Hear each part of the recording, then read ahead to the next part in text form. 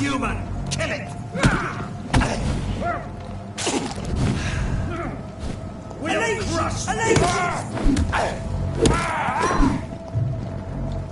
I shall fear no evil. Die!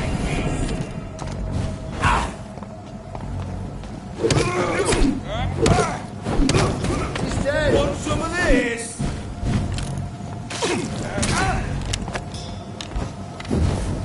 Burger! That's what you do with lynches!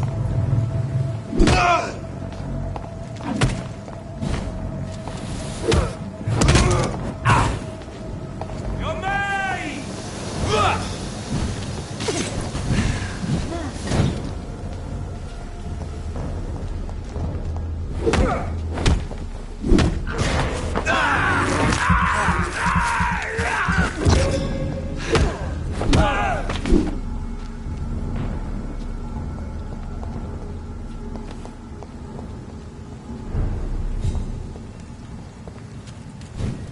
It's an inch! It's an inch! Kill it! Watch out!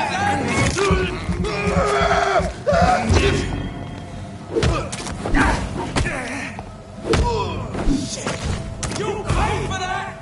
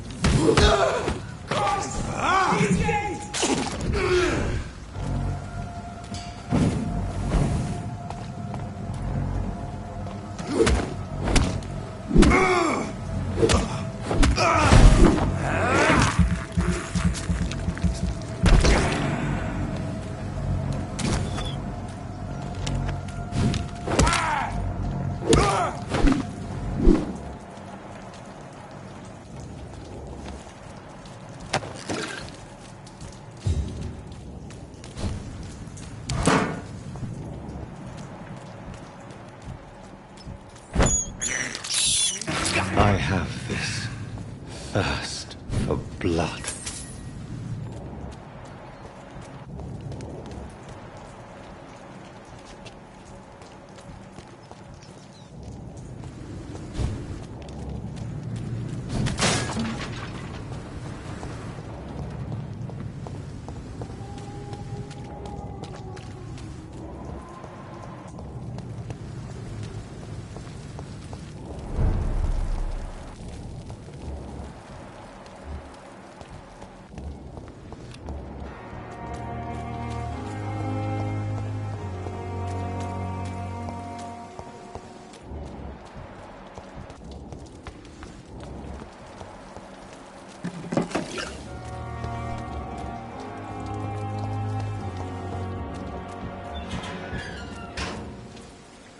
Hello again, Mr. Blight. Good evening, Dr. Reed. You doing your rounds as usual?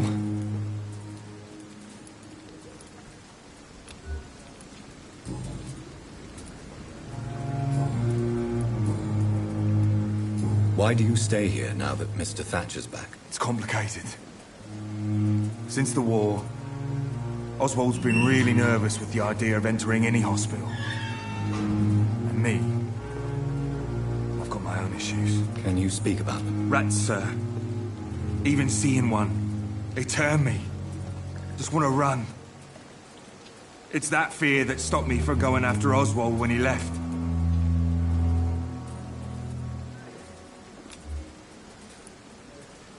What can you tell me about the war, Mr. Blight? If you want to speak about it, of course. War was... well, you know, sir. The stench of death everywhere. Your mates lying bleeding in the mud. Just praying to make it through and get home. Bloody nightmare. Did you know Oswald Thatcher before the war? No. We met in the battlefield. I think we're in the same boat to France. We've stuck together ever since. I fought in France, too. I served as a field surgeon, but it was not uncommon to repel an assault, especially at night. Yeah. The first time I was wounded, I had to protect the infirmary from hostiles. Twice.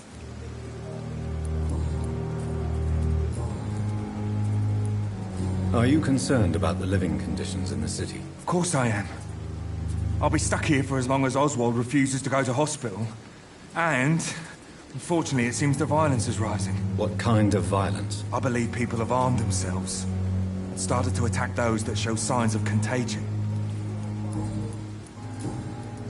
Goodbye, Mr. Blight. Take care of yourself. It's locked, all right.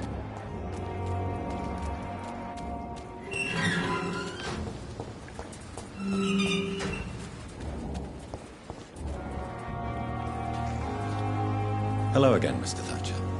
Do you feel any better now? Yes, this neighborhood may stink of dog shit and reek of piss, but to me it smells like the purest mountain air.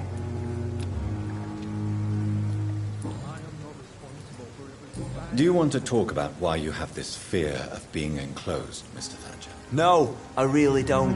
An irrational fear like yours is usually rooted in a specific event. Perhaps it would help to talk about it. Well, Doctor, take a guess then, if you're so interested in my case. As a soldier, you're expected to kill the enemy to survive. Guilt is a powerful emotion and could lead to feelings of suffocation and oppression. My God, you're so wrong. Believe me, I would kill if it happened again. Violence is part of who I am.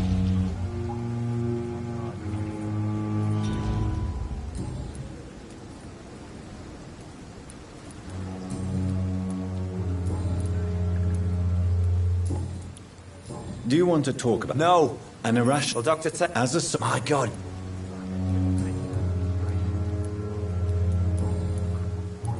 Mr. Thatcher, do you have a job? No.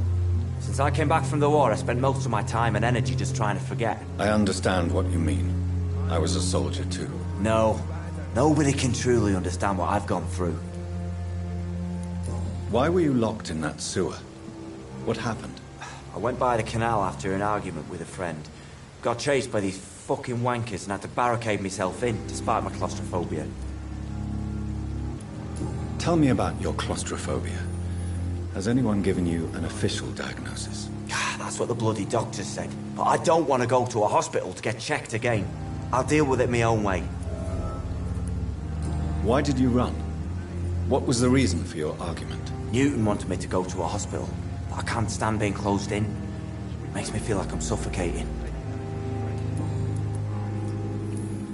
Oswald, why did you not go to the Pembroke Hospital to seek medical help? I don't trust doctors. All they care about was their careers and processes.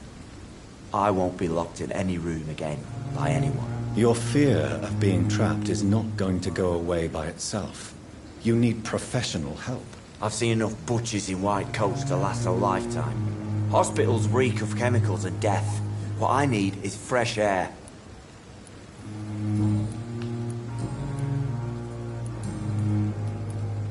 Goodbye, Mr. Thatcher. Try to take care of yourself.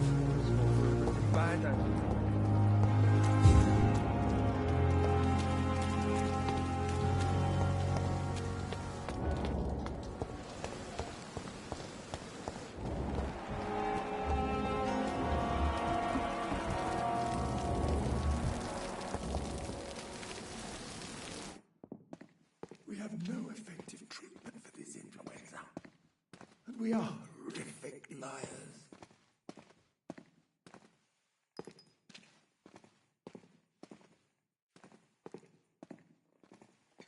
Good evening, Nurse Brannigan. Good evening, Doctor.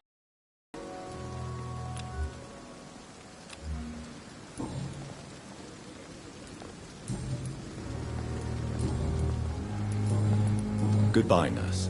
Call me if you need assistance.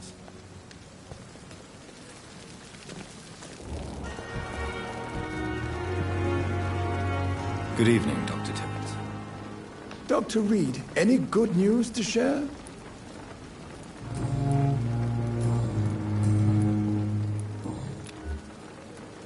Goodbye, Dr. Tibbets.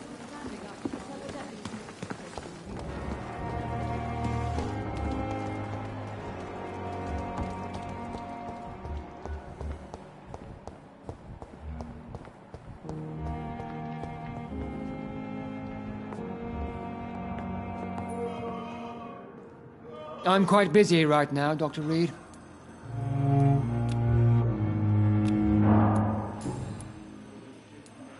What do you think of Dr. Tippett's opinion of your promotion, Waverley? Tippett is a good practitioner. Maybe just a little too attached to his prestigious position at the Pembroke Hospital. Really? That's exactly his diagnosis of you. A little too eager to get promoted? A little bit too proud? He has the right to think so. But I deserve this promotion. And I don't consider it anything but well-earned.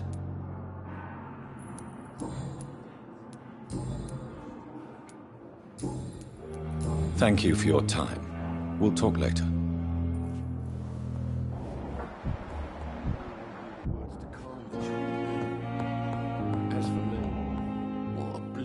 Good evening, Dr. Strickland. And good evening to you, Dr. Reed. Can I be of any help?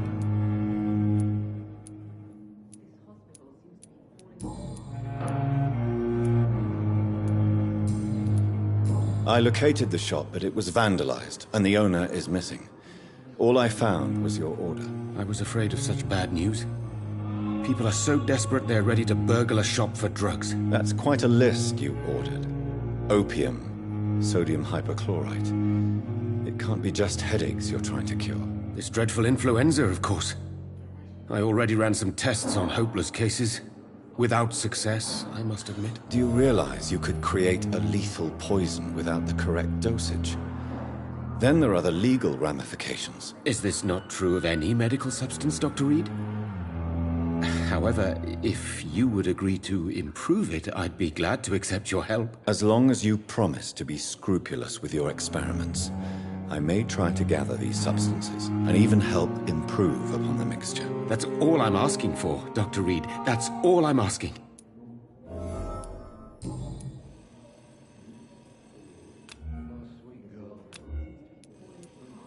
Tell me, Thoreau, what's the real cause of your dislike for Dr. Ackroyd? He refuses to admit that your blood transfusion technique is the only way to save Mr. Fiddick.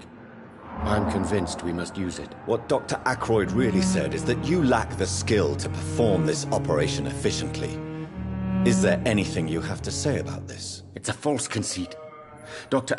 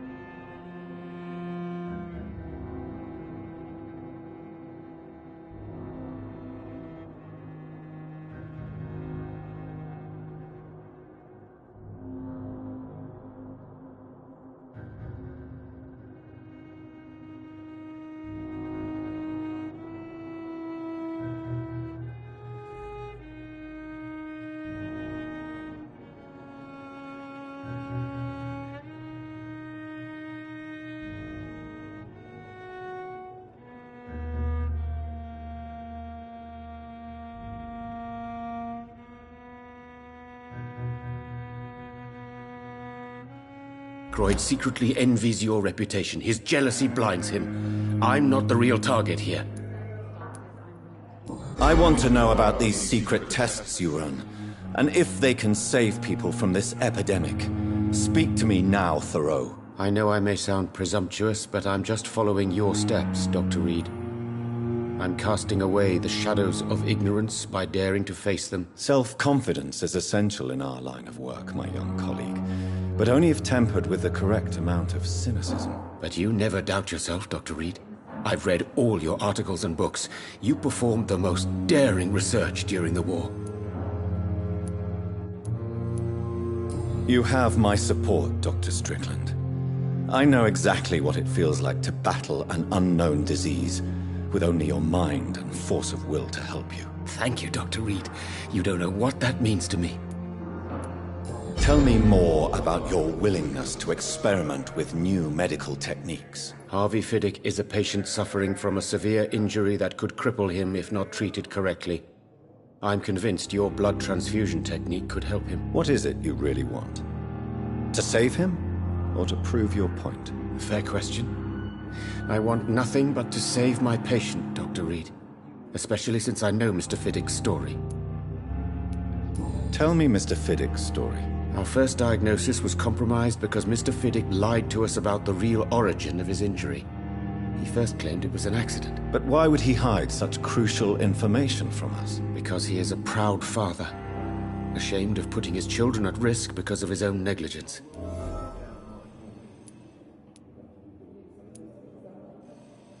This personal involvement could also appear to be a lack of impartiality. You must know that a good surgeon must remain neutral. I agree. But that does not excuse Dr. Ackroyd's behavior. A man who did not even take time to converse with his patient. Do you think keeping his distance was a mistake? All I know is that I'm taking care of human beings with desires, hopes, and fears. Not some biological machine comprised of blood, bones, and flesh.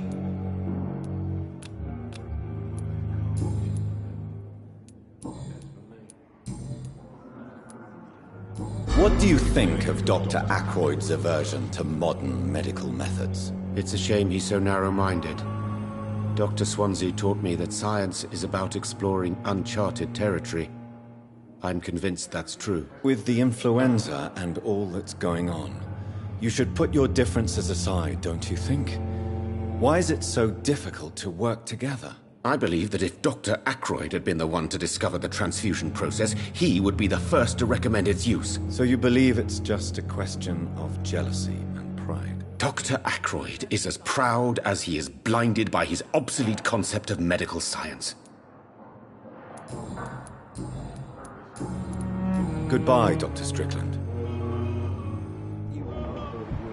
I can't let Strickland put his patients at risk with opium. Perhaps an adjusted formula will deliver more of a placebo effect.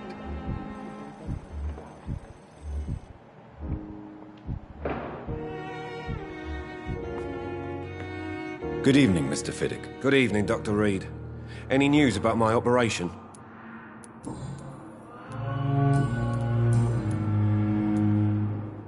You seem worried about the safety of your family. And it's obviously the reason why your wound troubles you so much. I cannot give up on my children now. About their mother, if I may ask. She died in 1915 during one of the first Zeppelin raids. We never found her body. Tell me more about the death of your wife, Harvey. 1915. I was in the army, building workshops for the Royal Flying Corps. Helen was happy I wasn't sent to the front. What happened? The Germans sent Zeppelins to bomb the construction site, but they missed their target. My wife was bringing my dinner when the bombs fell. I'm sorry for your loss. So many died during the bombings. I served in France and witnessed the carnage there. I would like to say that she didn't suffer. Truth is, I have no idea. I just know that I'm all that me kids have. Poor little bleeders. How are your children after losing their mother? They were smaller then. The only good thing about this is my Helen didn't bring them with her that night.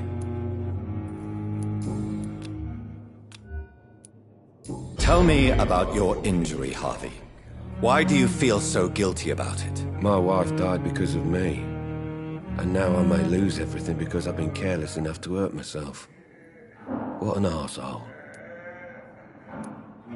How could your job be responsible for your wife's death? I was working a double. She went out to bring me a hot meal and got caught in a German bomb raid. You can't hold yourself responsible for your injury, Mr. Fiddick. Unless you tried to hurt yourself. Of course I didn't hurt myself. But I can't work until my arm is fixed. My children need to eat, Doctor.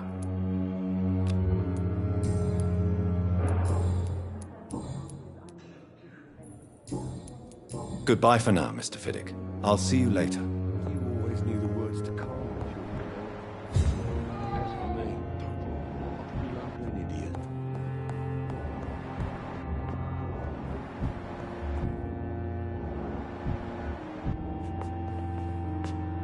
Good evening, Doctor. How is my son doing?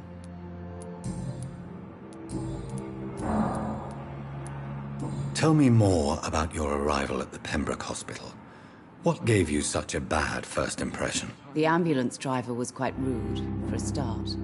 And that nurse, Miss Hawkins, seems to have quite a dubious attitude. What do you mean? She managed to secure a bed for my son despite the epidemic. It was a relief, but it wasn't cheap.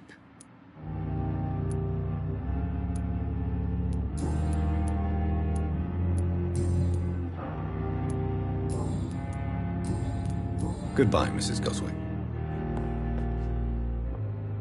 Good evening, Mr. Goswick. I'm okay. I have to go now. Good evening, sir.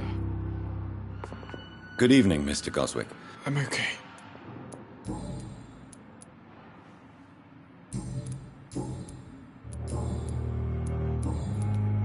How painful is your throat, Mr. Goswick? So painful I'd rather not talk at all, Doctor.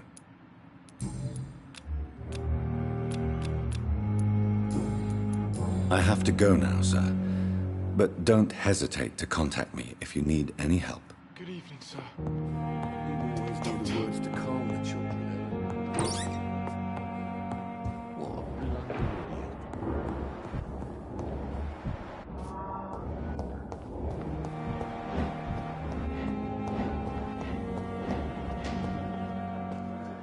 Good evening, Dr. Tippett.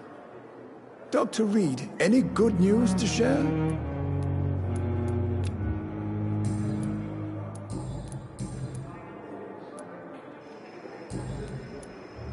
Goodbye, Dr. Tippett.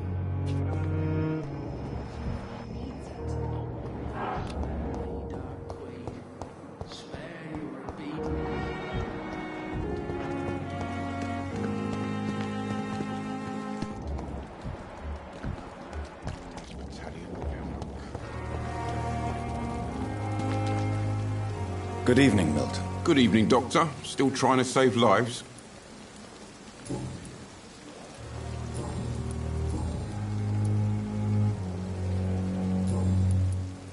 I'd like to see your goods. Wise choice, Dr. Reed. A reliable gun is what everybody needs these days.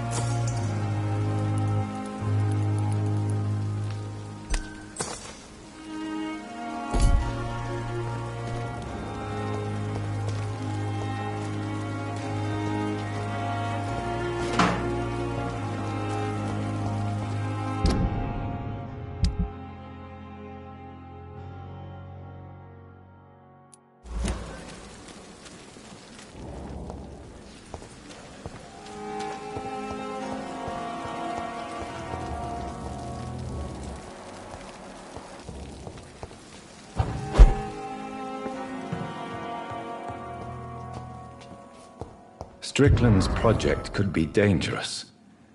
I have a mind to report him to Dr. Ackroyd.